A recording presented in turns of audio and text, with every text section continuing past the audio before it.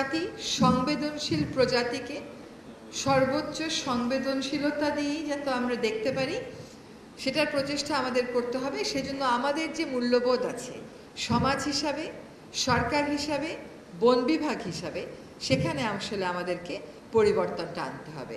আমাদের মূল্যবোধে পরিবর্তন না এনে শুধুমাত্র আইনে পরিবর্তন আনলে কোনো লাভ হবে না। তো এটা একটা প্রক্রিয়ার ব্যাপার। কাজটা আজকে শুরু হোক।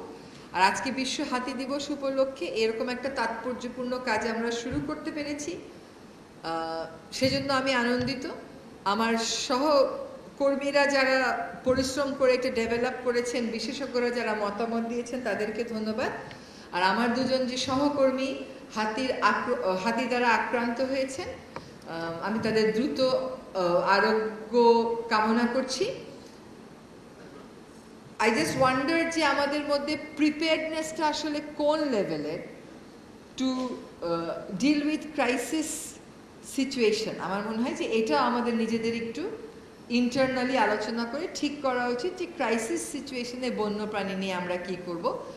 সিসিএফ সাহেব আমরা অনেক দিন যাবৎ এসওপির কথা বলছি এবং এসওপি কিন্তু ভলেন্টারিলি ড্রাফট করে দিতে রাজি আছে আমাদের দুজন বন্যপ্রাণী কর্মী।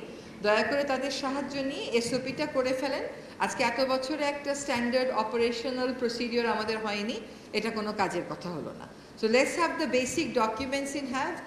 আর আমাদের চলেন, আমরা যদি হাতিকে বাঁচাতে হয় আমাদেরকে যেরকম বন ফিরিয়ে আনতে হবে, তেমনিভাবে হাতি যে কমিউনিটিতে থাকে ওই কমিউনিটির কাছে ম্যাসিভ অ্যাওয়ারনেস করতে হবে।